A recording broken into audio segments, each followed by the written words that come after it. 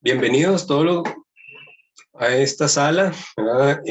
Hoy en esta sala nos vamos a centrar en el eje 1 y 3 de este último día del Congreso Latinoamericano en Agroecología. El eje 1 está enfocado en la agroecología como respuesta a la necesidad de ecosistemas saludables, y el eje 3 enfocado a los movimientos agroecológicos como respuestas a los desafíos planetarios.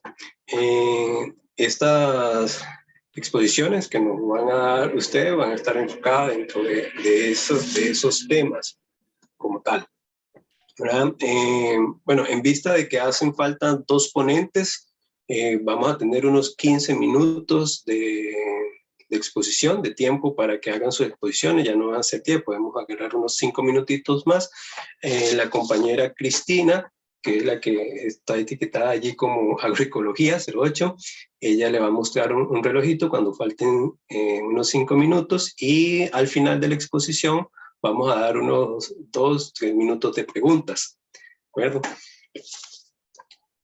Bueno, vamos a comenzar entonces con don Francisco Marroquín, con el tema potencial de las fabáceas en la resiliencia de los sistemas productivos de palma de aceite.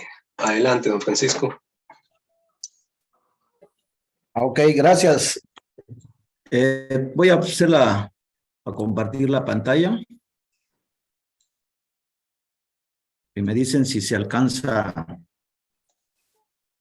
a visualizar. Sí, correcto, don Francisco. Nada. Ok. Nada perfecto. Más gracias. Ok, perfecto. Ahora sí pues vamos a hablar Ya. Ok, gracias. Bueno, pues este es un trabajo que hemos realizado en el cultivo de la palma de aceite con Pueraria faceloides y Mucruriens cultivar utis, ¿no? Como introducción, me gustaría leer un pensamiento de naturaleza habla mientras que no escucha, principalmente en la línea de contaminación por los agroquímicos. Como bien sabemos, la palma de aceite en comparación con algunas otras oleaginosas como el girasol, la soya, es relativamente alta en comparación con ellos. Estamos hablando de un rendimiento por 39 en comparación con la soya, por ejemplo, que nos produce 350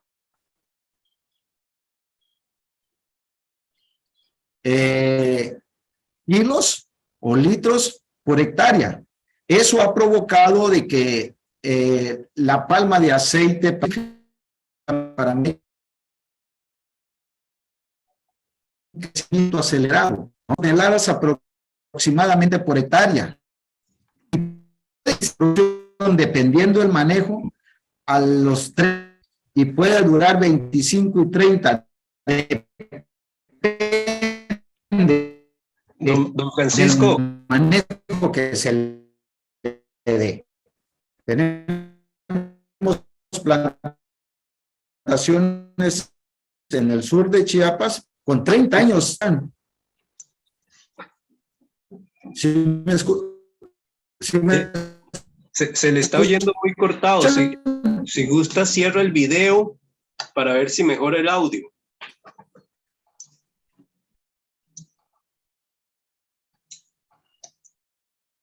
¿Sí me escuchan? ¿Sí? Ok.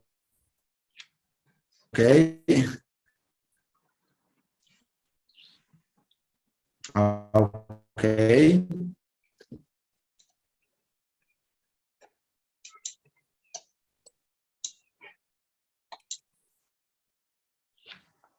Se le está oyendo muy cortado. Si gusta, podría... ¿Sí se escucha? Ahora se oye bien, pero de repente se va el audio, se oye muy cortado.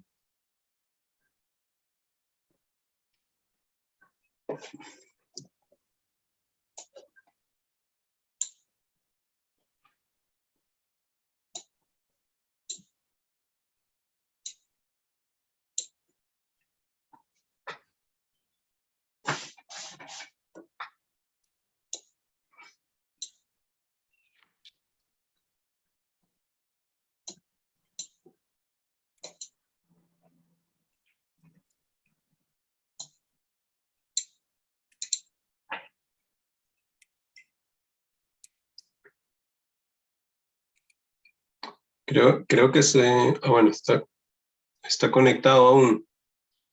Sí, todavía sale conectado.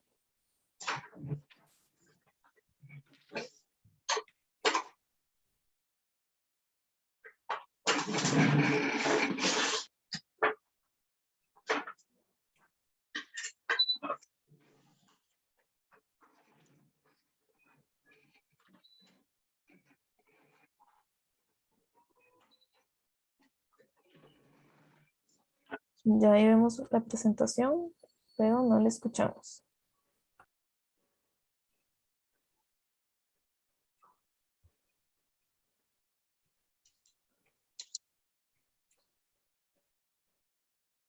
¿Me escucha? ¿Se me escucha? Sí, don Francisco, vea, le oímos, pero le oímos muy entrecortado.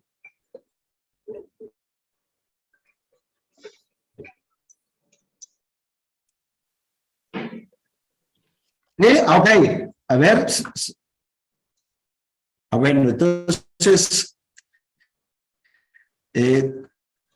voy a necesitar moverme para otros 3 minutos para moverme a otro señal del internet.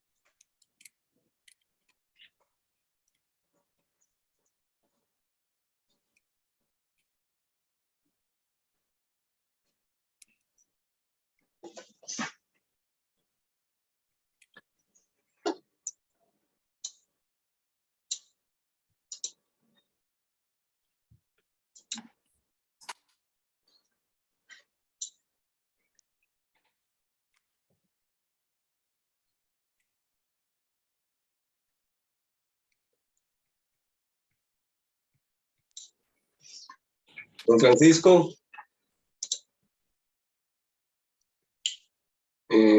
quizás podemos continuar con la segunda presentación, Cristina, y a don Francisco, cuando ya se logre ubicar en un mejor lugar.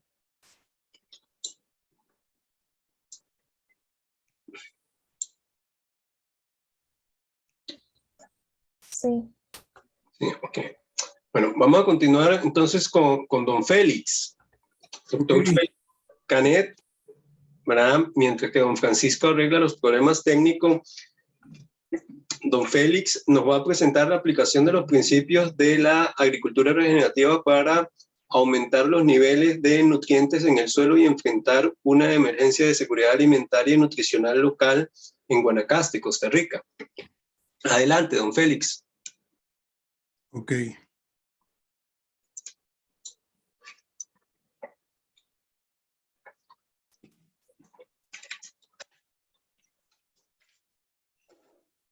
¿Ven la presentación? Sí, correcto.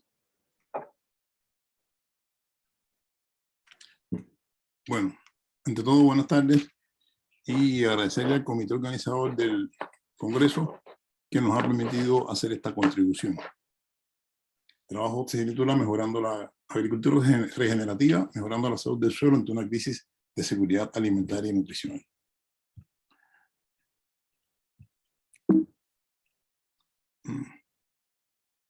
A manera de introducción, si hacemos un breve repaso a la historia de la agricultura, desde el punto de vista de ELIS 2021, aquí están todos los pasos. Lógicamente, este ELIS termina en una gran revolución industrial. Sin embargo, se han olvidado las externalidades que ha tenido esta agricultura, ya que por un lado, la agricultura el sistema alimentario es el principal motor impulsor de que la Tierra exceda los límites planetarios. Es decir, estos son la capacidad de recuperación que tiene el sistema terrestre, como visto en estas variables, y aquí está situada la agricultura. Y aquí están las variables que se han ido más allá de la seguridad del sistema. Aquí se encuentra la diversidad genética, el uso del fósforo y el nitrógeno, el cambio de uso de suelo y el cambio climático. Y en puntas está la contribución específica de la agricultura a cada uno de estos cambios. Así que observamos que, y otro importante, que es muy reciente, que son las nuevas entidades y la resistencia a antimicrobianos y plaguicidas. Esto ha dado como consecuencia que compartimos el 60% de las enfermedades con los animales, y toda esta alteración ha provocado condiciones para precisamente que se desarrollen estas zoonosis. Esta situación lógicamente nos ha llevado a invertir la dirección del viaje que está tomando la agricultura a nivel mundial y tratar sistemas que nos permitan rebotar de esto y garantizar la seguridad para las próximas generaciones. En este sentido, nosotros trabajamos en la universidad en el desarrollo regenerativo, que es un proceso que se enfoca en restaurar el equilibrio de los ecosistemas a través de proyectos integrales y locales que tengan como base, lógicamente, los paisajes funcionales y esa interacción con la sociedad, la economía, la cultura y la espiritualidad, no la religiosidad, sino bien la espiritualidad en el concepto de amor a la tierra. Estos son los ejes del desarrollo regenerativo descrito por Müller, nuestro rector de 2015 al 2020. Pero por otra parte, la escala y complejidad de los sistemas agroalimentarios requiere que se manejen nuevas formas de cooperación. Esas formas de cooperación están en el enfoque de una salud que reconoce la escala y complejidad, explora nuevos modos de comparación y aborda de una manera integral los sistemas agroalimentarios vinculando la salud humana a la salud planetaria y proporciona un marco universal para cumplir estos objetivos. Y la agricultura regenerativa no es más que la aplicación de un enfoque de sistema en la agricultura que mejora la salud del suelo, incrementa la biodiversidad por encima y por debajo para devolver el carbono al suelo, al mismo tiempo que recicla los nutrientes, incrementa los rendimientos, la resistencia a la inestabilidad climática, la salud y la vitalidad de las comunidades agrícolas y ganaderas bajo la visión suelo más saludable, alimentos más saludables, un planeta más saludable, integrando los ejes salud del suelo, bienestar de los animales y equidad social. Nuestro objetivo fue determinar el impacto de la aplicación de los procedimientos de la agricultura regenerativa en el contenido de nutrimiento del suelo, primero el suelo, y después evaluar la factibilidad de establecer un sistema emergente de producción de alimentos para evaluar la crisis de inseguridad alimentaria local ocasionada por la COVID-19 en la localidad de Tempate, Santa Cruz, Guanacaste. Aquí primero, bueno, aquí están los materiales y métodos donde se localizan los experimentos, las técnicas de agricultura regenerativa y soluciones basadas en naturaleza que empleamos. Esta es la finca al inicio. Hicimos un laboreo mínimo, incorporamos carbono, compost en forma de compost y en surcos, en camas altas a las que se le adicionó una cobertura vegetal de 2 kilogramos por metro cuadrado, riego por goteo, y lógicamente se aplicaron los principios del MIC-MIC. Es decir, manejo integrado de plaga y manejo integrado de cultivos. Dentro de estos materiales, bueno, se destaca que antes de iniciar primero todas las siembras que se realizaron, se trabajó en un policultivo muy denso, alrededor de 15 a 20 hortalizas por hectárea. Este sistema permitía la producción aproximadamente a los 60 días y está basado en los realizados en Cuba en el sistema de agricultura urbana y familiar. A partir antes de iniciar las intervenciones, se analizó el suelo, después se analizó con posterioridad y se hizo un análisis químico completo según la metodología de Mendes y Bosch. Posteriormente, la diferencia de las medias elevadoras se intercompararon y son los resultados que les voy a presentar a continuación. De las cosas importantes que encontramos, que la aplicación de los principios de la agricultura regenerativa permitieron, este es un suelo con agricultura convencional, tenía niveles medios de carbono, mientras que el bosque de galería tenía 3,2% de carbono. Al comparar estos valores con los valores de carbono que tenía el sistema de agricultura regenerativa, encontramos que estos se incrementaron. Se incrementó el contenido de nitrógeno, la relación carbono-nitrógeno se mantuvo en los niveles esperados, hubo un incremento importante del fósforo soluble, al igual que el del potasio, mientras que en el pH no hubo variaciones significativas. Es importante destacar que para la acidez tampoco hubo variaciones asociadas con los procedimientos empleados, mientras que los niveles de calcio, que tienen un rango normal de 4 a 20 centimoles por litro, mientras que en los bosques de galería estaban en 19, en los sistemas de agricultura convencional en 23, y a partir de la aplicación de las prácticas de agricultura regenerativa hubo una mejora. Todo lo que esté en verde lo significamos mejora. Algo parecido ocurrió con la suma de bases, mientras que lo más importante, la relación calcio-potasio, calcio-magnesio más potasio y magnesio-potasio, disminuyeron acercándose a los valores normales. Obsérvense lo alto que estaban los valores, y estos altos valores de calcio y potasio, en estos altos niveles de suma de base, lógicamente, limita la nutrición vegetal.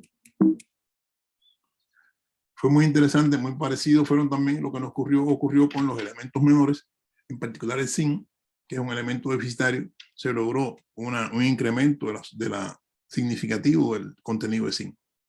Un análisis particular hemos hecho en el fósforo, ya que el fósforo es el principal limitante.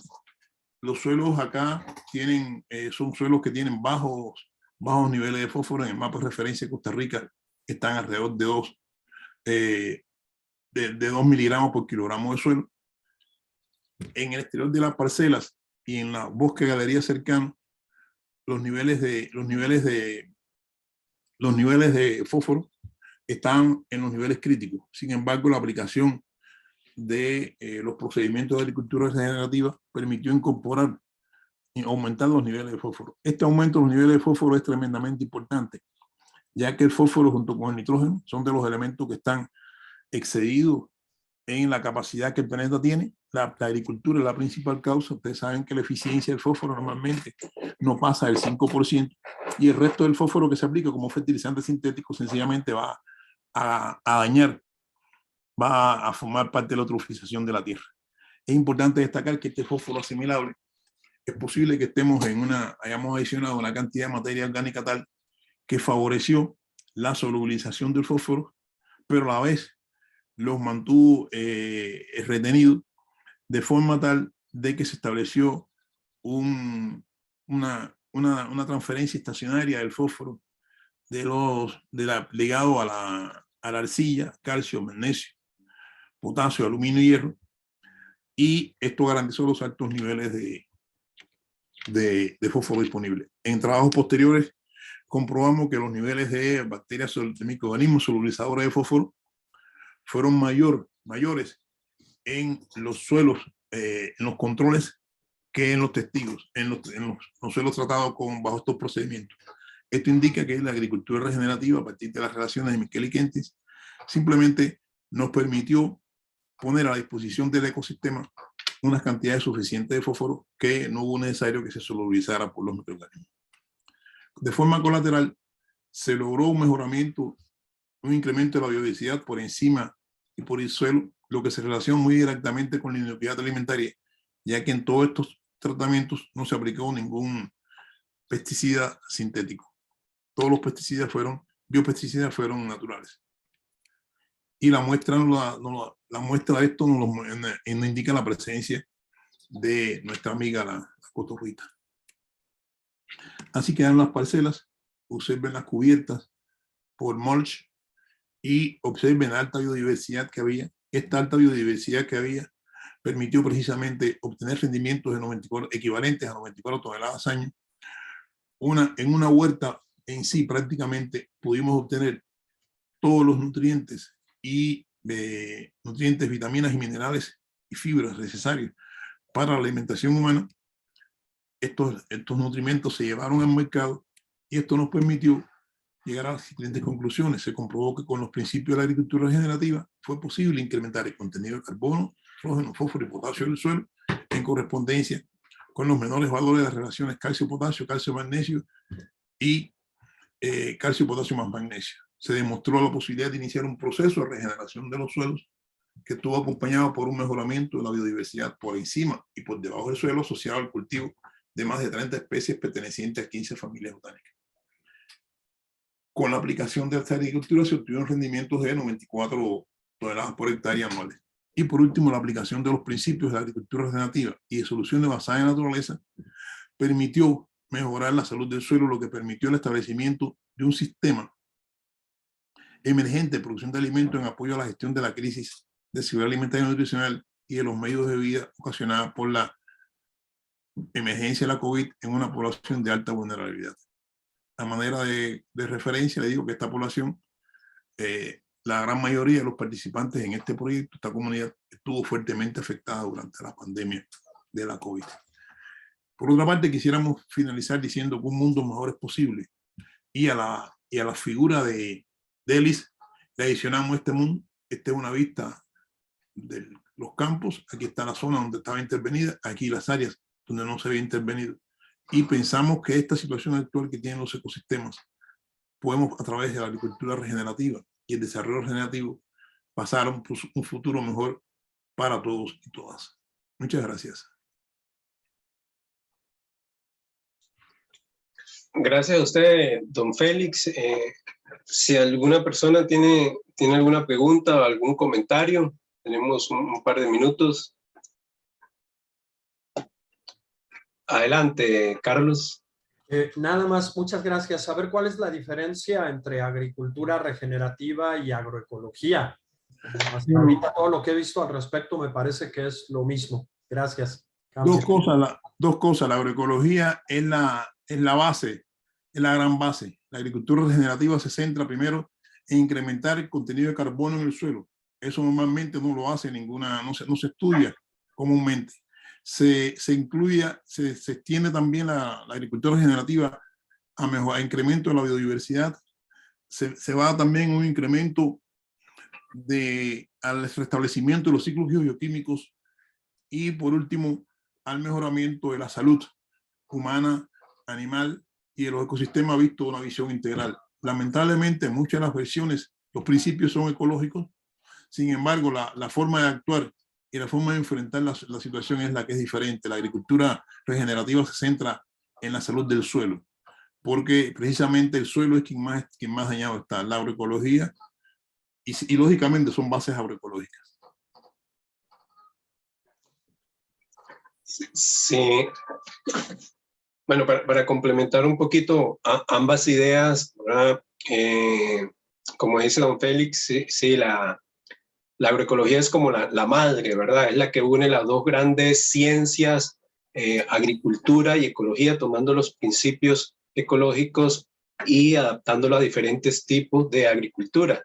De allí es que muchas personas, a mí me gusta decirlo así, hablamos de las agriculturas orientadas ecológicamente, donde está la regenerativa, la orgánica, inclusive hasta la permacultura, que toma en cuenta muchos otros saberes, mucho la salud humana y los hábitos humanos como tal. Tengo una pequeña pregunta, don Félix. ¿En qué zona de Guanacaste fue llevado a cabo el proyecto y qué población está involucrada en el proyecto como tal? Efectuó en la comunidad de Empate, cuando decimos finca, comunidad de Empate, Santa Cruz, en Guanacaste. O sea, esta zona es una zona turística, eminentemente turística, vivían de los servicios del turismo y cuando la emergencia de la COVID, simplemente esas personas perdieron los medios de vida, los medios de trabajo, a un nivel tal de que estaban dependiendo de donaciones alimentarias. Usted sabe que la donación de alimentos, tú puedes donar, normalmente son productos no perecederos, lo que sea, vienen las donaciones. Algunas veces incluyen frutas y hortalizas, pero el corazón de la esencia de una donación se centra precisamente en energía y carbohidratos y proteínas procesadas. La ausencia del consumo de minerales y vitaminas tiene un conjunto de enfermedades asociadas a la dieta, básicamente avitaminosis, marasmo, beriberi y otras, así como también las enfermedades asociadas a la monotonía de la dieta, que es lo que normalmente se hace con las donaciones. Las donaciones son básicamente arroz, frijol, maíz, leche en lata y todo procesado.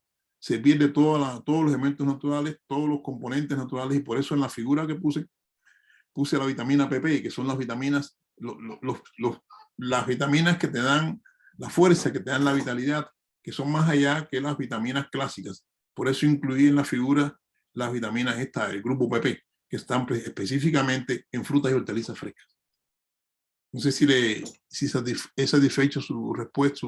Sí, sí, muy bien, gracias, don Félix. Sí, en esta parte siempre la calidad alimenticia, ya lo hemos visto durante el Congreso, ¿verdad? El gran potencial enriquecedor de la agroecología en producir alimentos de mayor calidad nutricional que tiendan a favorecer la salud humana. Creo que al final vamos a tener un espacio donde podemos seguir conversando y comentando sobre ambos aspectos. Muchísimas gracias.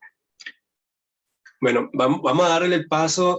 Creo que ahora sí está listo ya con una mejor conexión, don Francisco, con su presentación sobre las fabáceas en el cultivo de la palma aceitera en México. Ok, gracias, mi estimado Osvaldo. Vamos a intentar de presentarlo. A ver. ¿Sí me escuchan ahora? Sí, correcto. Perfecto. Ok. Bueno, pues como les estaba mencionando, la palma de aceite ha empezado a tener un potencial y ofrecer, en caso de México para el sur, una alternativa productiva. Aunado a esto, podemos observar aquí que el mayor porcentaje de siembra en superficie y producción se encuentra en Asia, principalmente con Indonesia y Malasia. Para el caso de América, solamente aportamos el 6% de la producción.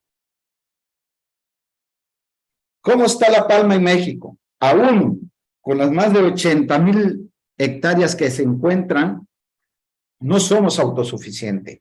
Importamos aceite principalmente de Costa Rica, Guatemala, Colombia, Honduras y Ecuador. El 85% del aceite que se consume en México se importa de estos países. Es por eso que para el sur de México, en la frontera con Guatemala, el caso de Chiapas, Tabasco, Campeche y Veracruz, son los 4 estados productores de palma. Chiapas cuenta con más de 43,000 hectáreas en toda la costa. Podemos observar que son más de 80,000 hectáreas que se encuentran establecidas. Este año se sembraron arriba de 2,000 hectáreas de palma. Esta es la mayoría de Heli por Ghana. De hecho, la semilla se importa de ASD de Costa Rica. La mayor cantidad de semillas que se siembran de palma en México se importa de Costa Rica. Sin embargo, solamente en el estado de Chiapas tenemos un potencial para poder sembrar casi 1 millón de hectáreas de palma, que era uno de los grandes objetivos del ex gobernador, ¿no? ¿Por qué? Porque tenemos las condiciones climáticas y el tipo de suelo apropiado para la palma, y sigue expandiéndose. Sin embargo, toda esta superficie se basa en los mismos principios de una agricultura tradicional. Fertilización y control de arbences con productos químicos, principalmente paraquat y el diurón. La fertilización con cloruro de potasio, principalmente por las altas demandas de potasio que tiene la palma de aceite.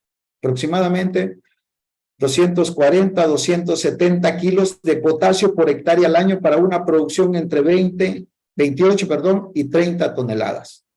Estas dos actividades son los que provocan la mayor inversión o gastos en el cultivo de la palma de aceite. Es tradicional las aplicaciones de herbicida, el pase de rastro o bien el chapeo con maquinaria. Fundamentado en esto, empezamos a hacer trabajos en palma para encontrar cuál de las fabáceas puede ser más rentable económicamente y ecológicamente para el cultivo de la palma de aceite. Podemos observar aquí que son los sistemas tradicionales de palma. Así quedan: un pase de rastra, 3 aplicaciones de herbicida, glifosato, paraquat y orón, y 3 cajeteos con machete. Esto me genera un costo por hectárea de 3,200 pesos. $1 está en 21 pesos ahorita, 21 pesos mexicanos, para que tengamos idea de cuánto es en dólares. Entonces, esto ha provocado principalmente las aplicaciones de herbicida, que los pozos en la zona rural tengan alta concentración de glifosato y paraquat. Sin embargo, así se sigue consumiendo el agua. Y veamos qué provoca el sistema tradicional de control de arbences. Erosión física y química de suelo, que puede estar entre 137 hasta 200 toneladas por hectárea al año. Eso es lo que pierde. Con pendientes que no superan el 18% de pendiente. Altísimo. Una evaporación sumamente alta en los primeros años de establecimiento de la palma, y como les mencionaba, contaminación química de los mantos acuíferos. Hoy en día tenemos 2 especies de arbences, Rosboelia cochinense y Sorghum jalepense, que están cuarentenadas para el estado de Chiapas. Hay una ley del Sistema Estatal de Sanidad Vegetal que ofrece gratuitamente un control químico para estas 2 especies, Sorghum jalepense y Rosboelia cochinense, para evitar que la semilla pueda pasar la frontera del estado de Chiapas, llegar a Oaxaca o bien al norte. Entonces, estas 2 especies han incrementado su resistencia a los 3 herbicidas que se aplican constantemente. Basado en ellos, empezamos a hacer trabajo de asociar la primavera Tabebuia Donald Smith con palma y asociar el kudzu, que es un pueraria faceloide, y el Mucuna pruriens conjuntamente con la palma. Sabemos perfectamente que las fabáceas mejoran el suelo, lo acaban de mencionar, mejora la flora y la fauna, y hay una mayor retención y captación de agua.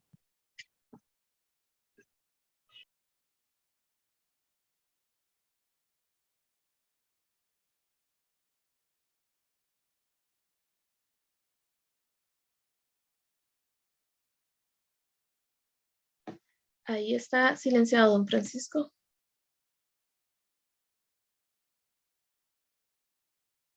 Ok, ¿ahí me escucha? Ahí, perfecto, Ok, disculpe. esta es una plantación de palma con kudzu.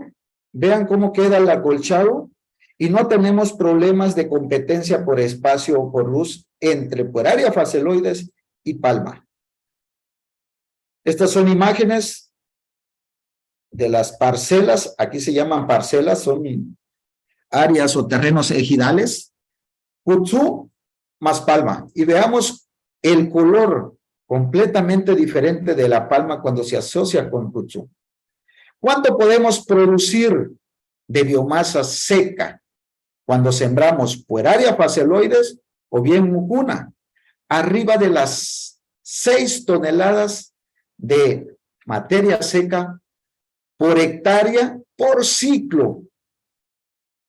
Si lo comparamos con el sistema tradicional, las arbences pueden producir algo similar en producción de biomasa. ¿Qué es lo que me provoca? Lógicamente, aplicar herbicida para controlar las arbences. Sin embargo, pueraria faceloide y Mucuna pruriens no necesito aplicar herbicida, simplemente con el cajeteo. Podemos superar las 6 toneladas. ¿Cuánto me captura kudzu de carbono? Podemos capturar, si nos damos cuenta, casi 2,5 toneladas de carbono por hectárea por ciclo. Y algo interesante, la biomasa de las fabáceas, en caso de kudzu o bien mucuna, me aporta 162 kilos de nitrógeno, solamente la biomasa. La palma requiere 158 kilos de nitrógeno por hectárea al año para una producción de 28-30 toneladas por hectárea. Esto significa que al sembrar las fabáceas, puedo ofrecer a la palma el nitrógeno que quiere, el nitrógeno que necesita, y así evitar los gastos por la aplicación de urea o de otro tipo de fertilizante nitrogenado. ¿Cuál es lo interesante también? El control de arbences. Para el primer año que yo siembro kutzú, lógicamente los gastos se me incrementan un poco por el costo de la semilla. 750 pesos. Pero al segundo año yo no necesito volver a sembrar el kutzú porque es perenne, retoña o se regenera nuevamente al recibir o al presentarse las primeras precipitaciones en el mes de mayo, empieza el rebrote y ya no necesito volver a sembrar. Únicamente en esa hectárea lo que tengo que hacer es el cajeteo, limpiar en el área de goteo de las plantas. ¿Eso cuánto me genera? 1,344 pesos. Versus testigo que necesito aplicar herbicidas, necesito invertir 3,000 pesos, 3,251 pesos, aproximadamente $150. Esta aplicación, esta siembra de kutzú, esta asociación de kutzú más palma, me puede reducir los costos en el control de arbences hasta en un 58%. Podemos observar aquí cuánto es lo que invertimos versus cuando yo siembro kutzú. Cuando yo siembro kutzú, gasto nada más en el cajeteo 1,344 pesos contra 3,251. Reduzco los gastos en un 58%. Algo interesante es que en estas áreas donde tenemos sembrado kutzú, desde el 2014 no se ha vuelto a hacer aplicaciones de herbicida. Se han erradicado por completo la aplicación de herbicidas en la palma en estas parcelas. Me puedo ahorrar casi 2,000 pesos, $100 por hectárea a partir del segundo año y hasta que la palma pueda seguir ofreciendo producciones rentables. Además de esto, esta área, aunque la palma no es nectarífera, hay que decirlo, no produce néctar, pero es uno de los cultivos que ofrece polen todo el año para las abejas.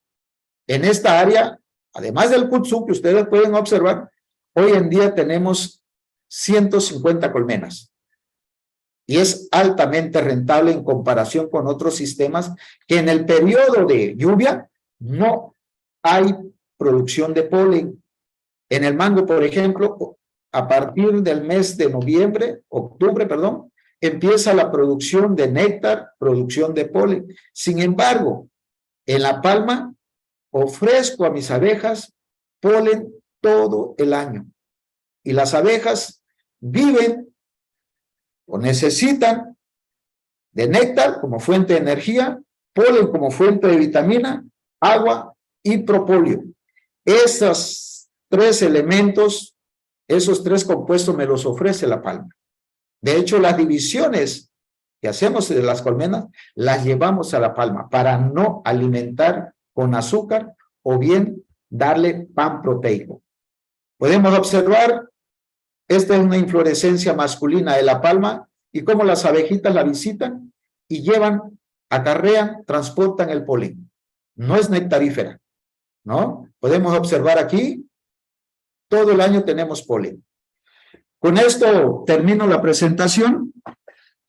Si tienen alguna pregunta, estaré atento. Poca observación y muchas teorías a veces nos llevan al error. Muchas observaciones y pocas teorías nos llevan a encontrar la verdad en algunos casos. Gracias. Muchas gracias a usted, don Francisco. Si alguna persona tiene alguna pregunta o un comentario, puede activar el micrófono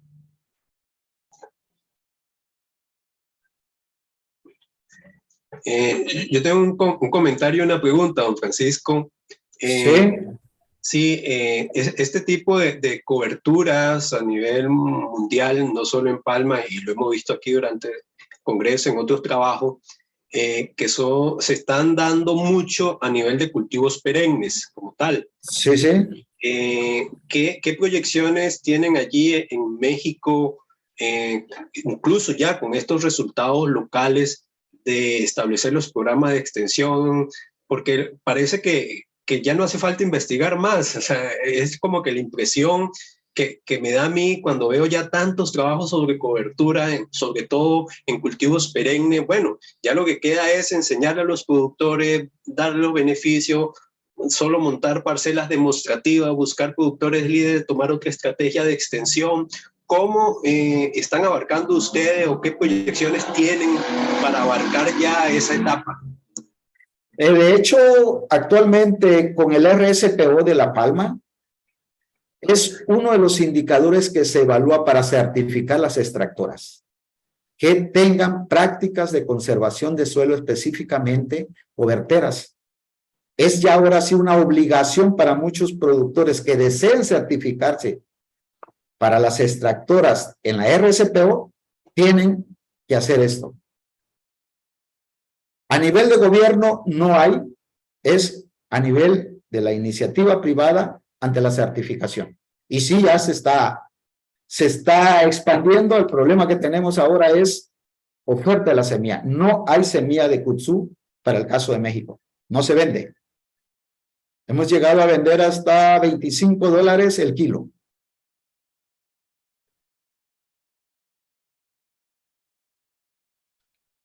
Sí, Richo, una pregunta. Entonces, eso del kutzú, entonces, se está expandiendo, sí, pero hay falta de semilla. así es. ¿Y se ha contemplado o se ha probado ganado, otros animales? No, También. de hecho, por lo de la RSPO, de la certificación, se prohíbe la asociación o el pastoreo en sistemas de palma, por la parte de la inocuidad. Son reglas que ha sacado la RSPO. De hecho, mucha superficie en México tiene ganado con palma, pero por el ramoneo hay un efecto bastante considerable en la producción.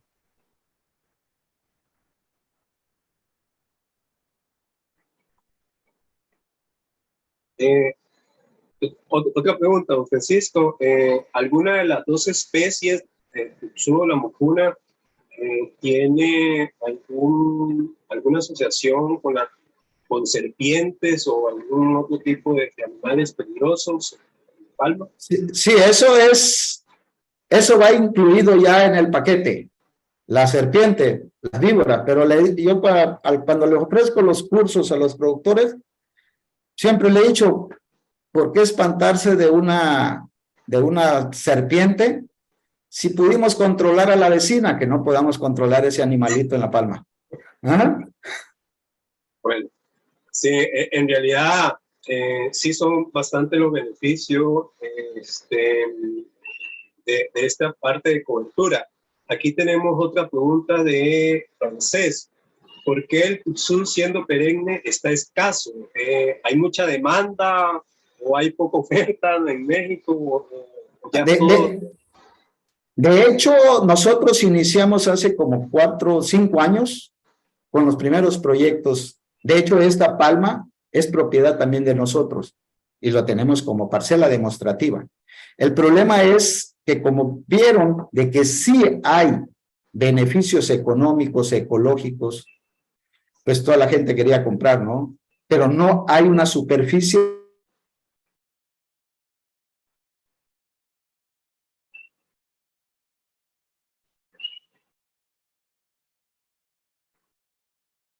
Sí.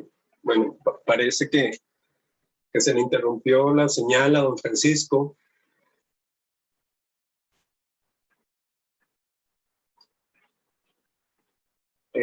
Bueno, cualquier cosa podemos retomar al final la respuesta y los comentarios de don Francisco en la parte de semilla de kutzú.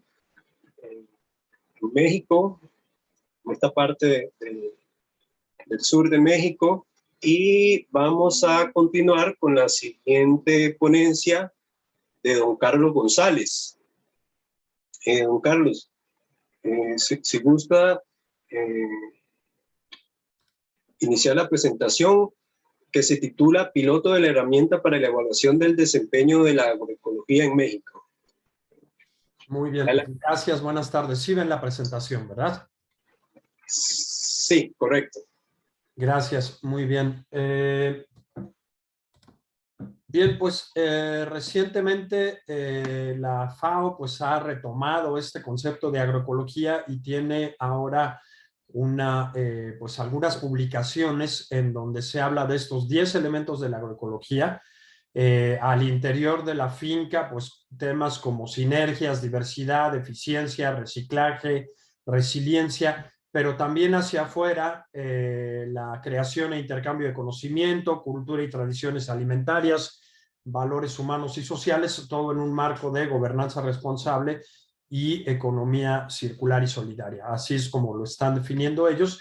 Y pues proponen este marco, el TAPE o la herramienta para el desempeño de la agroecología, está basado en MESMIS, en otros marcos de evaluación de sustentabilidad, pero la diferencia es que aquí lo que se evalúa no es la sustentabilidad de un agroecosistema, sino más bien el nivel de transición agroecológico, ¿no?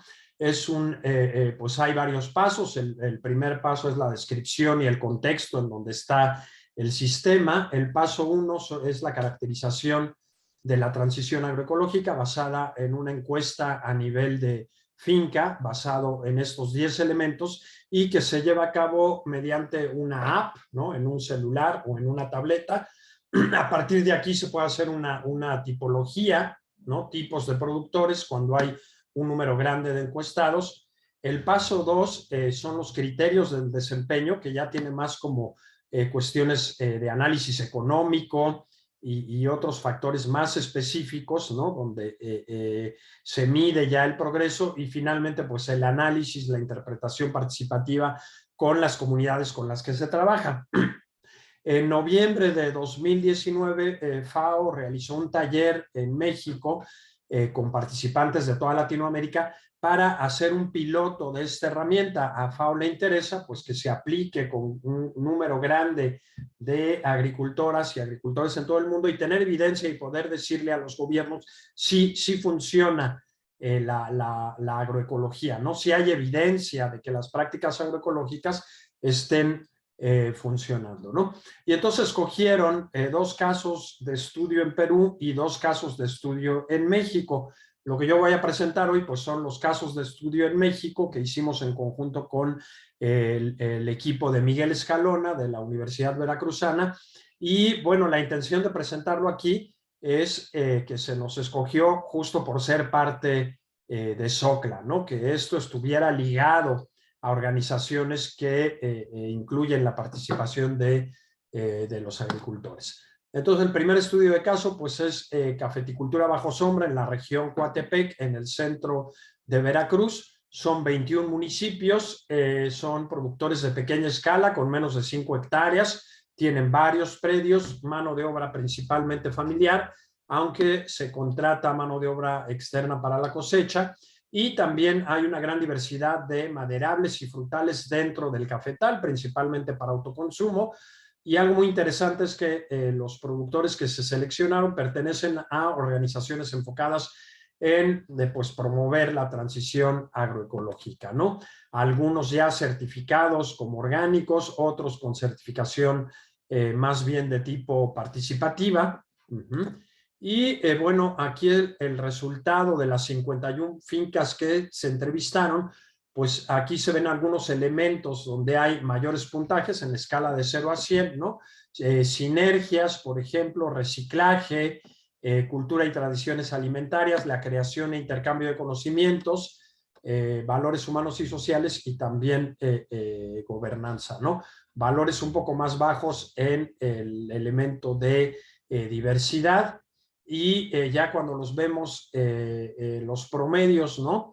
los valores relativamente pues son de medios a altos en estos elementos que ya mencioné. La finca con el valor más bajo tendría un valor de 43 en escala de 100 y la finca con el valor más alto tendría una calificación de 85. Algunas correlaciones que encontramos entre elementos interesantes, por ejemplo, aquí entre reciclaje y resiliencia, entre resiliencia y creación de conocimientos, otra también entre reciclaje y gobernanza responsable, y esto es como el puntaje global, ¿no? El CAET, que está altamente relacionado con reciclaje, resiliencia y creación e intercambio de conocimientos. El segundo estudio de caso son sistemas silvopastoriles en la costa centro de Jalisco. Las condiciones climáticas son completamente diferentes, es bosque tropical seco y básicamente trabajamos con ejidos aledaños a la reserva de la biosfera Chamela-Huixmala. Y aunque los bosques cubren la mayor parte de la superficie, se sabe poco de su estado de conservación. Este es el esquema rosa, tumba y quema tradicional que se ve en la región, con ciclos relativamente largos. Y pues no voy a entrar en mucho detalle aquí por el tiempo, pero una vez que se tala un bosque maduro y se genera un pastizal, este se convierte en bosque secundario por la sucesión tan rápida que es en el trópico, y ahí nuevamente puede regresar a ser pastizal o bien regresar a ser bosque maduro, ¿no? Y lo que nos interesa pues es lo que ocurre aquí dentro de bosques maduros degradados, bosques secundarios y pastizales con árboles. La actividad productiva más importante en la región es ganadería extensiva de carne, con una carga animal pues muy baja, poca tecnología, extensiones que van de 17 a 200 hectáreas y hatos de 15 a 150 animales. Aquí lo vemos por finca, cada columna sería una finca. Vemos unas fincas con la mayoría de los valores arriba del 70%, es cuando lo pone en verde, algunos en amarillo, ¿no? Cuando están entre 50 y 70, y en rojo cuando están abajo de 50, ¿no? Y bueno, la mayoría, nuevamente el diagrama de cajas, ¿no? Los elementos en los que salen mejor evaluadas las fincas, aquí también fueron 51 fincas, son sinergias, cultura y tradición alimentaria, creación e intercambio de conocimientos y valores humanos y sociales, ¿no? Y un elemento que sale bajo, pues es el de economía circular y solidaria, los demás con valores intermedios, ¿no? Hicimos una pequeña tipología, aquí sí son diferentes las zonas agroecológicas, una zona de planicies, una de lomeríos, una mixta, y pues sí, la zona de planicies que tiene más acceso al agua, que se puede mecanizar un poco más el cultivo, por ejemplo, permite aquí el cultivo de maíz para ensilaje, pues, y tiene más caminos, mejor comunicación, pues presenta también mayores valores en la mayoría de los elementos. Aquí cuando es el paso 2 sí logramos hacer lo que es los criterios del desempeño. Aquí la escala es de 0 a 3 y los puntos críticos, por ejemplo, aquí está claramente exposición a pesticidas y las oportunidades de empleo juvenil, ¿no? Y hay otros elementos que salen pues muy bien evaluados, como la diversidad alimentaria, los ingresos, la salud del suelo y la biodiversidad agrícola. Correlaciones en este caso pues salen muy altas entre diversidad y resiliencia, y también entre resiliencia y cultura y tradiciones alimentarias, ¿no? Y hay otras correlaciones interesantes con el puntaje total con resiliencia y el puntaje total con diversidad, ¿sí? Bueno, la mayoría en ambos casos de estudio pues son fincas que se encuentran en niveles intermedios a avanzados de transición agroecológica. Coinciden en ambos casos de estudio los elementos mejor evaluados: sinergia, cultura y tradiciones alimentarias, creación e intercambio de conocimientos y valores humanos y sociales, ¿no? Una recomendación importante para política pública pues es que se ponga atención particular en lo que es economía circular y solidaria, la tenencia de la tierra, pero en el caso de las mujeres, porque la mayoría de las propiedades están en manos de hombres. El tema de exposición a pesticidas, aún en los cafetales de Veracruz que están en transición agroecológica, todavía se siguen utilizando pesticidas tóxicos con mínima o nula protección, y en ambos casos el tema del empleo juvenil pues es un tema muy fuerte. La gente migra a las ciudades de Estados Unidos porque no le ve oportunidades en estos sistemas, ¿no? Y finalmente, por la retroalimentación para FAO, ¿no? Si queremos que esto se aplique con miles de agricultores, es adaptar los términos en los que está planteado este cuestionario al contexto y lenguaje locales, y esto pues sí nos llevó algún tiempo. En la etapa 2, donde ya se hace una cuantificación económica de ingresos y gastos, los datos no son muy confiables, hay tremenda variación. La mayoría de la gente no lleva registro o lo calcula de manera muy diferente, y entonces lo que recomendamos aquí pues es que se aplique la herramienta, pero con productores con los que ya se tiene trabajo previo, con confianza construida, y que sí nos puedan aportar información veraz, ¿no? O incluso hacer un monitoreo mensual, por ejemplo, o por temporadas de todo lo que son costos e ingresos, para realmente tener evidencia más firme, que es lo que busca FAO. Otros temas que están en la encuesta, como género y empoderamiento de la mujer, son muy delicados, y, por ejemplo, se le pide al hombre que se retire cuando se entrevista a la mujer sobre estos temas, y en muchos casos el hombre simplemente no se retira, ¿no? Y algunas preguntas pueden resultar incómodas, o no necesariamente es la mejor manera de abordar los temas de equidad de género. Aquí yo tampoco soy experto en esos temas, pero creo que sí hay que plantear bien cómo queremos abordar realmente este tema, ¿no? Bueno, y pues lo que quedó pendiente pues es la etapa 3, presentación ya en talleres con los productores. En este caso, pues la aplicación de la encuesta fue a inicios de 2021, todavía a media pandemia, lo cual no nos permitía hacer talleres con las comunidades, ¿no? Para retroalimentar. Entonces, pues es algo que esperemos hacer en un futuro cercano. Y bueno, también el apoyo de FAO pues llegó nada más hasta etapa 2, ¿no?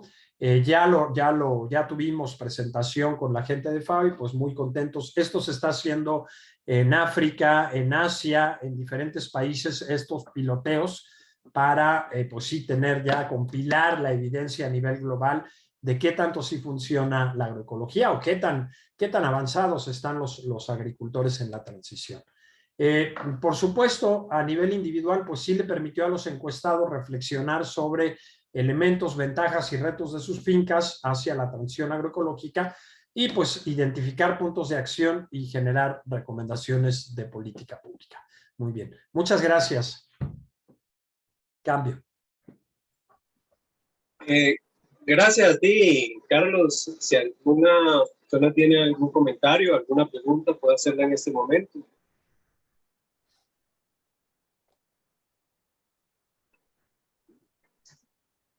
Hola, a mí me surge una consulta con esto que mencionaba don Carlos sobre que el reto es la inclusión como de esas instituciones a lo que ya las comunidades vienen haciendo. Mi pregunta sería, ¿cómo ve o qué cree que falta como en la normativa o esa ayuda de los mismos estados o entes internacionales para poder expandir todas estas propuestas, que me parece que ya están pues muy avanzadas, pero como siempre tienen su soporte en la comunidad como tal, en las familias y las comunidades? Claro, mira, a nivel técnico, a nivel finca, yo creo que el tema control biológico, por ejemplo, en los cafetales, pues una vez que logren transitar completamente a control biológico, a otras maneras que no sea control químico, ya están del otro lado. En Jalisco, por ejemplo, una vez que se logre hacer un control no químico de garrapata, que es el parásito más importante ahí, ya podrían estar los productores certificándose como orgánicos o agroecológicos. Y a nivel de la política pública, pues seguimos con políticas que siguen apoyando el monocultivo, la producción con agroquímicos. Entonces, pues es muy difícil, ¿no? La gente está interesada, quiere saber más sobre prácticas agroecológicas, quiere saber más sobre certificaciones orgánicas o participativas, pero falta ahí el apoyo, la política pública, ¿no? Un subsidio a quienes están en transición, como ocurre pues, en Europa o en Estados Unidos, sería ideal. Otro punto importante pues son mercados locales, ¿no? El ganado, por ejemplo, de esta zona de Jalisco se va a corrales de engorda fuera de la región, fuera del país incluso, y no está muy desarrollado el mercado local. Y un poco lo mismo en Veracruz, ¿no? El café que ya está certificado, pues se prefiere que sea de exportación, que se pague en dólares y no en pesos, ¿no? No sé si estoy contestando la pregunta. Sí, claro. Muchísimas gracias. Bueno, muchas gracias, Carlos, por interesante participación. Ahorita al final yo tengo unas preguntas y un comentario. Creo que al final vamos a tener unos minutos. Y ahora vamos a dar oportunidad a don Jaime Cárdenas, ¿verdad?, que nos acompaña con el tema de estrategias campesinas para garantizar su seguridad alimentaria y nutricional. Caso Sasaima, Cundinamarca, Colombia. Adelante, don Jaime. Ok, muchas gracias. No sé si ahí me estén escuchando. Voy a compartir. Sí, correcto. Le oímos bien. Ruego me disculpen si hay ruidos aquí. Estoy en mi oficina en el Centro Agropecuario Marengo de la Universidad Nacional de Colombia. Estoy haciendo la cuña también. Bueno, yo soy el coordinador pecuario aquí. Soy Jaime Dalín Cárdenas. Terminé una maestría en seguridad alimentaria y nutricional. Soy zootecnista. Entonces, vamos a mirar primero el enfoque que nosotros le dimos a nuestro trabajo. Solamente trabajamos con agricultura familiar campesina colombiana. Esto pues tiene unas características, unas particularidades. Ellos tienen un limitado acceso a recursos productivos, tienen unos bajos ingresos económicos, tienen unas políticas públicas muy desfavorables, pero aunque yo no lo puse ahí, tienen un bajo nivel de escolaridad. En este momento, la población campesina de pueblos como Sasaima, que tienen un 80% de población rural, pues no todos son campesinos, pero la gran mayoría son campesinos, y solamente un 20% de población urbana, tienen la característica de que se envejecieron. La juventud ya no está allá. La juventud, bueno, Sasaima, para ubicarlo un poquitico, está a 60 kilómetros de Bogotá. Quiere decir que la capital está muy cerca y la juventud tiende a irse a la ciudad, bien sea a estudiar, a trabajar, a otro tipo de situaciones. El resultado de estas características que les he dicho acerca de la agricultura familiar campesina colombiana es pobreza e inequidad. La inseguridad alimentaria, dicho por muchos autores, en este caso yo me centro en Schulz, que es relator especial de la FAO en el 2014, va de la mano de la inseguridad económica. Y eso se refleja en algunas cifras a nivel urbano y a nivel rural. Por ejemplo, a nivel urbano, en Cundinamarca, digamos que la pobreza multidimensional es del 7.7% frente al 19.8% de la población rural dispersa. Esto son cifras que ya nos dicen en dónde está concentrada la pobreza. El 32.3% de la pobreza monetaria de cabeceras municipales a nivel nacional es del 32.3%, y la pobreza monetaria de los centros poblados y rural disperso es del 47.5%. Ahí también estamos viendo, digamos que unos niveles disparejos. El 6.8% de la pobreza monetaria extrema para cabeceras municipales en el 2019 fue el 6.8%, mientras que esa misma pobreza monetaria extrema para centros poblados y rural dispersos es del 19.3%. Las causas de esa pobreza, sobre todo en el nivel rural, pues es altos costos de los insumos externos, sometimiento a fluctuaciones de los precios de los mercados de los insumos, de los productos que ellos venden, mercados injustos, carreteras malas o mala infraestructura, no tienen acueductos, no tienen alcantarillado, no tienen una serie de cosas, y estamos hablando de 60 kilómetros de la capital de la República. Y tienen mucha dificultad para obtener créditos y otros debido a algunas cosas que ellos manejan, como por ejemplo no legalización de las tierras. ¿Cómo se debe combatir esos fenómenos? Pues nosotros dentro del trabajo encontramos algunas formas que lo decían ellos mismos: utilizar insumos ambientalmente amigables y producidos en la finca, esto es agroecología; rediseñar el sistema productivo convencional, diversificando y planificando la producción según las necesidades de la familia campesina; logrando agremiaciones de acuerdo a beneficios sociales, económicos, ambientales. Y algo que el campesino colombiano nunca hace es incidir políticamente en las decisiones que le afectan. La inseguridad alimentaria y la inseguridad económica, ya dijimos que van de la mano, tienen unas consecuencias como por ejemplo la desarticulación de la familia, el abandono del campo, la venta de sus fincas para conversión de producción de alimentos a fincas de recreo por la cercanía de Bogotá. Y pues nosotros pensamos acá que los campesinos desconocen un fundamento muy específico para la finca empresa, que es que todo emprendimiento debe tener unos objetivos o unas metas, unas finalidades. El ejemplo de todo lo que les estoy diciendo es que nosotros encontramos, por ejemplo, en caña, una inseguridad alimentaria del 85.7%. Entonces, los productores de caña, casi que de cada 5, estamos hablando de 4, tienen inseguridad alimentaria. En producción de café, la inseguridad alimentaria es del 75%, y la producción de cacao, los productores de cacao tienen una inseguridad alimentaria de el 80%. Son los principales productos de Sasaima. Estos se comportan como monocultivos. Si toda la vida les enseñaron a ser monocultivadores, la misma Federación Cafetera, la misma Federación de Cacaoteros y la misma Federación de Cañicultores les enseñó a hacerlo así, utilizando insumos externos, utilizando una serie de cosas, pero es que ellos se olvidaron que las fincas hace 60 años eran grandes.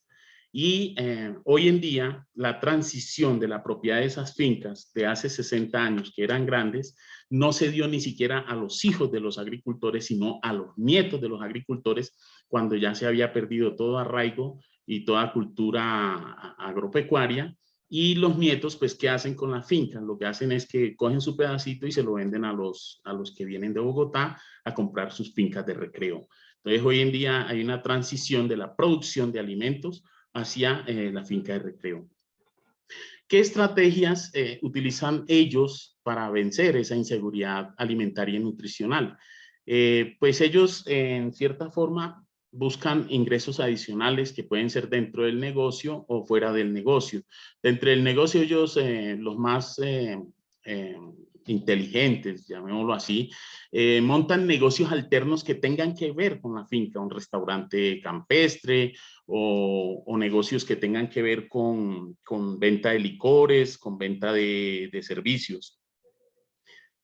O se ocupan, digamos, si en la familia son 5, se ocupan varios fuera del negocio, de la finca, se quedan algunos 2 en la finca y los otros se ocupan fuera.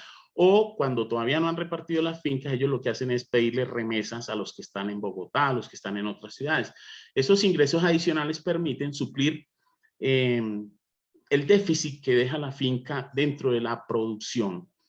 Hay fincas que son más eficientes, sobre todo cuando son de menor tamaño, cuando son fincas donde hay un capital importante inmerso, capital de los hijos que se fueron a trabajar a Bogotá y ahora ya están viniendo pensionados con un sueldo fijo, entonces ya dedican la producción con unas técnicas diferentes, más eficientes.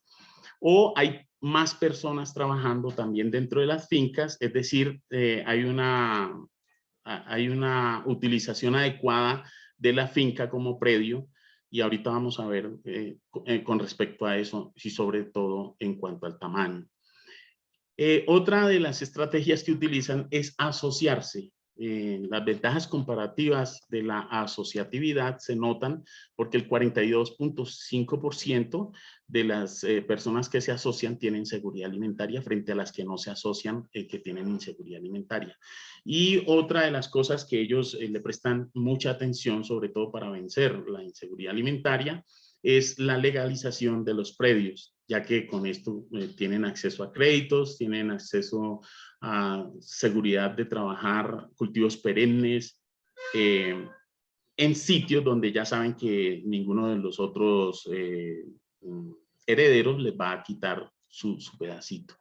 Esas estrategias para prevenir la inseguridad alimentaria y nutricional parte también de sembrar policultivos, pero lo hacen sin una verdadera planificación. Entonces, como la empresa, la pequeña empresa finca, llamémosla así, tiene que planificar, nosotros encontramos que ellos deberían planificar qué sembrar, planificar qué consumir o qué consumen, y planificar, garantizar la seguridad alimentaria y nutricional primero, antes de producir para venderle al mercado. Esto garantizaría una soberanía alimentaria en donde ellos deciden qué, cuándo, cómo, qué comer, dónde comer, cuándo comerlo, qué producir. Y si ellos no gastan en comprar esos alimentos que ellos siembran y consumen, se traduciría en ingresos que dejan de gastar. El fin misional de la producción campesina debe ser tener la autonomía de producir sus alimentos sin injerencias políticas de los gobiernos de turno que son manipulados por multinacionales que legislan y dificultan en contra de la producción de alimentos en beneficio de cosechas que solo sirven para enriquecerse. Al campesino siempre lo han manipulado desde las políticas públicas del alto gobierno en Colombia, sin darles la oportunidad ni siquiera de que opinen sobre qué políticas les benefician y qué políticas no les benefician. El gobierno colombiano siempre beneficia a los grandes productores, a los grandes latifundistas y a cultivos específicos que tienen que ver precisamente con la economía nacional, como la palma africana, los pastizales, en donde eso mueve miles y miles de hectáreas. Nosotros creemos que para combatir eso, la educación es el arma precisamente para combatir el hambre. Y en torno a eso fue nuestro trabajo y con base en eso es que quisimos presentar esta ponencia de 10 minuticos para que se tuvieran en cuenta y se pudiera generar la discusión dentro del Congreso de Socla. Entonces, no sé si hasta ahí me hice entender. Muchas gracias, don Jaime, por su presentación. Todavía le quedan unos minutos si desea agregar un comentario, si alguna persona tiene alguna pregunta o comentario.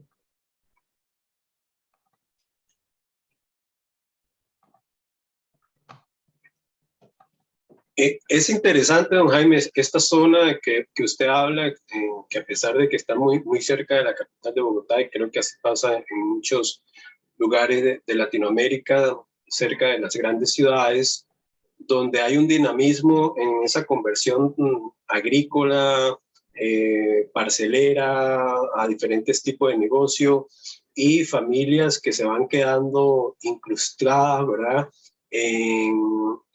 en cambios que se dan, ¿verdad? Y lo que queda es precisamente reinventarse. Y allí la agroecología y en este caso los agronegocios familiares tienden a ser una gran opción. Es algo que hemos visto en diferentes lugares como tal, pero sobre todo mi pregunta es, ¿por qué cree usted que la agroecología es la solución para estas familias? Nosotros aquí tenemos una gran dificultad, en Sasaima tenemos una gran dificultad. A los campesinos los volvieron agricultores de revolución verde desde hace 60 años para acá. Eso significa que cambiarle el chip a esas personas hacia la transición agroecológica es muy difícil, es bien difícil. Nosotros dentro del estudio encontramos solamente 2 personas con producción agroecológica verdaderamente, pero nosotros les hacíamos las preguntas de tal forma que ellos dijeran si eran agroecológicos o no, y resulta que más de la mitad, el 75% decían que sí eran agroecológicos. Es un desconocimiento total de lo que en realidad es la agroecología. La agroecología no solamente parte desde la producción como tal, sino la agremiación, las políticas, el movimiento como tal, la capacitación agroecológica. ¿Y cómo nos dábamos nosotros cuenta que estaban mintiendo? Porque también les hacíamos preguntas trampa, donde les decíamos que si ellos utilizaban algún tipo de insumo químico, y también decían que sí. Entonces, ¿cómo lograr nosotros que la agroecología se convierta en esa arma de transición hacia el progreso? Nos lo dio como conclusión nuestro estudio. Ellos mismos nos enseñaron que si no se monta un negocio alterno como tal a la producción, no se logra ganancias en la producción. Y tanto es así que por eso mostré las cifras de inseguridad alimentaria en café, cacao, caña. Y los que sí eran exitosos tenían un restaurante o tenían venta de licor o tenían algún otro tipo de negocio que pudiera complementar esos ingresos. En el caso mío, yo soy productor, pues yo trabajo en la Universidad Nacional de Colombia, pero soy productor, vivo en la región, y logramos establecer que un negocio alterno que podía ser complementario podría ser el agroturismo. El agroturismo nos permite no desactivar la finca de la producción de comida, porque mi principal fin misional es producir la comida de la familia, y luego ahora sí, vender el excedente si queda, si queda. Pero necesitábamos otros ingresos adicionales que no fuera mi sueldo. Entonces, el agroturismo ha permitido traer unas actividades que son amigables con el medio ambiente, el senderismo, montar a caballo, brindar hospedaje, ir al río, etcétera, etcétera, que nos permitiera seguir produciendo huevos, carne, leche, hortalizas, frutas y todo lo que la región da, porque la región es muy fértil. Esa transición agroecológica permite entonces que nosotros podamos mostrarle a la gente que realmente sí se puede y mostrarles también la diversidad que se puede tener en una parcela pequeña de 2 hectáreas. Tenemos cerca de 70 productos diferentes, todos de a poquito, pero que nosotros todos los días tenemos flujo de caja y la gente ya está empezando a ver eso. En lo que hemos encontrado la gran dificultad es que la gente no se quiere agremiar. La gente no quiere formar asociaciones ni cooperativas porque ya han tenido muchos descalabros y son reacios a esta parte. Y ahí es donde estamos nosotros intentando hacer educación y llegarle a la gente con ese tipo de soluciones.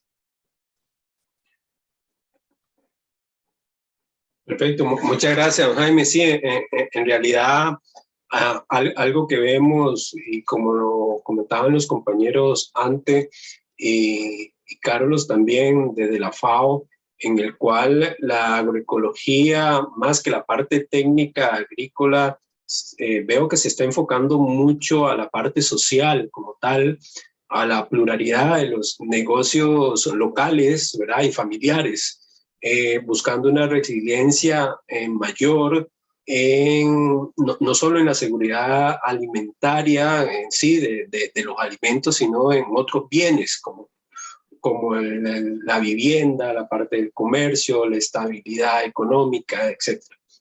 ¿De acuerdo? Bueno, lamentablemente no tenemos la presentación de Maricela Dorado y de Larisa da Silva, ¿verdad? Aún así veo que ha sido bastante enriquecedor este espacio. Quisiera dar la palabra a don Francisco, que al inicio se le había cortado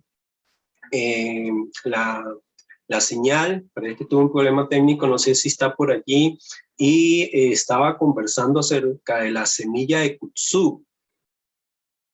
¿Me oye, don Francisco? Creo que ya no lo tenemos.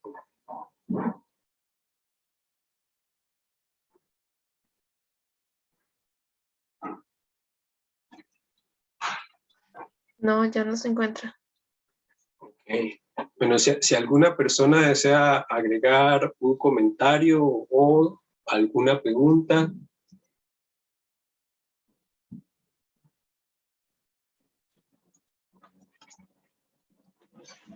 Yo tengo una pregunta para Carlos González.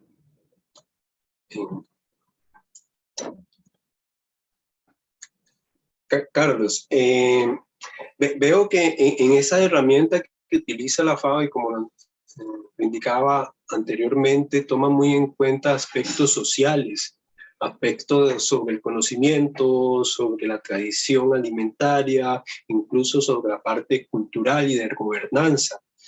Y al inicio hiciste una pregunta acerca, bueno, de la diferencia de la agricultura regenerativa con la agroecología. ¿Es acaso, y veo que la agroecología desde el punto de vista como lo está tomando la FAO, y yo veo mucho la parte de agroecología en diferentes instituciones académicas a nivel universitario, ese gran aspecto, esa gran inclinación social como tal, más que solo la parte técnica de agricultura?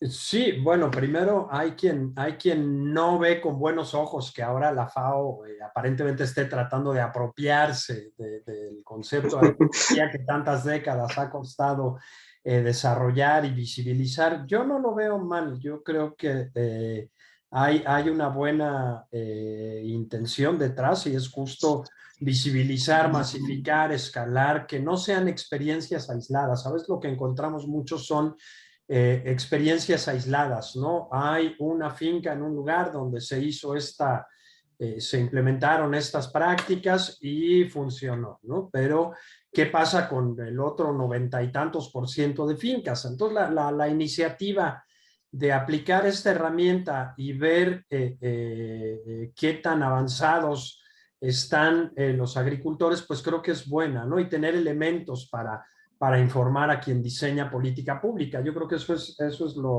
de lo más rescatable.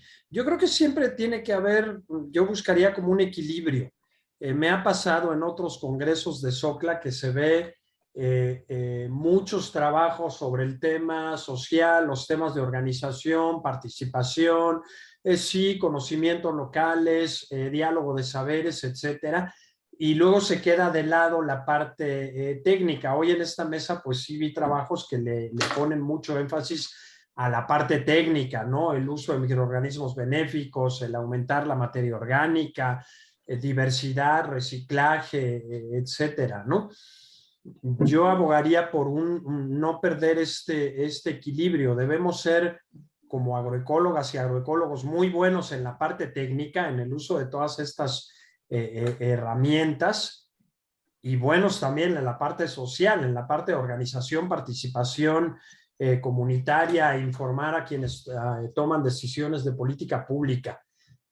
Yo creo que así es como deberíamos integrarlo.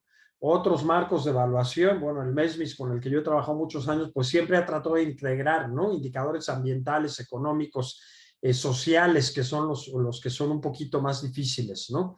Y aquí nuevamente el TAPE le entra a esta parte social, no sin dificultad, ¿no? La parte esta de organización, participación, y en particular la parte de equidad de género son temas que no son fáciles de abordar, pero bueno, es el reto, ¿no? Hay que buscar cómo mejor incluir esos temas en la transición agroecológica. Cambio. Así es, Carlos. Yo también estoy muy de acuerdo contigo, y apuesto que con muchos en esto de mantener ese equilibrio entre la parte técnica y la parte social. Lo que sí veo es que en la parte técnica deberíamos llevar más a cabo investigaciones más exploratorias de cómo transferir esa tecnología, cómo educar, cómo buscar herramientas, investigar herramientas de cómo transferir.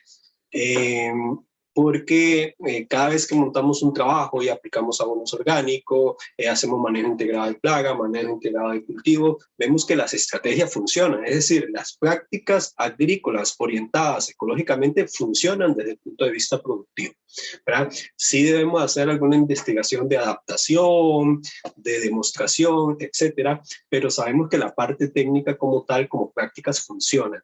En ese sentido, bueno, es lo que vemos, esa transición que hemos visto con las charlas, bueno, de don Francisco, ¿verdad? De la palma aceitera, el cultivo de cobertura, de abonos verdes, ¿verdad? Como son fincas y parcelas que están en una transición, es decir, son agriculturas integradas que tienen tanto de la parte de la agricultura de revolución verde como la agricultura agroecológica, utilizando práctica agroecológica, lo mismo que enfocabas tú en la parte de café, ¿verdad? Que son agricultores que tienen diferentes prácticas, tanto agroecológicas como lo que llamamos de agricultura química, y también lo enfocaba Jaime, ¿verdad? Incluso en esta parte que lo enfocaba don Félix, en la parte de producción de hortalizas en zonas para una protección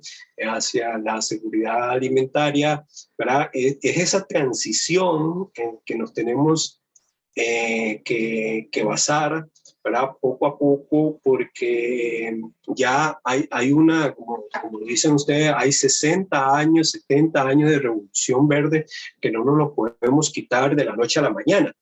Y son muy pocos los casos de los agricultores o de agricultura familiar y de productores que quitan una bandera para subir la otra. Son muy pocos los casos, y quienes a veces lo intentan les va peor. Entonces tiene que haber esa transición y hay que apostar por esa transición y ese equilibrio. Bueno, yo creo que nada más diría, hay que apostarle al escalamiento y a la masificación. Hay grupos, ¿no?, que ya están trabajando en este tema, ¿no?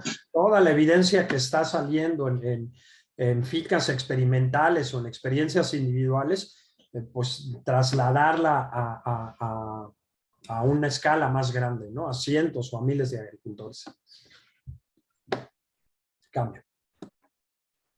Bueno, si alguna persona tiene algún comentario adicional para ya ir cerrando esta parte de esta sesión, ¿verdad? Y tener oportunidad de ingresar a las otras salas de la sección que viene, ¿verdad? Yo sin más quiero agradecer a todos los participantes, a todos los ponentes. Cristina, si tienen algún comentario para cerrar. Muy agradecida con todos. La verdad es que ver las nuevas experiencias yo creo que le da una buena pues visión a uno de que las cosas van avanzando. Entonces, muchísimas gracias a todos, de verdad. Muchísimas gracias a los participantes y a los ponentes. Deseamos continuar viéndolos por aquí en las sesiones que vienen, en los talleres, ahora a las 14 horas de Centroamérica, y con la conferencia final, ¿verdad?, a las 16 horas. Muchas gracias.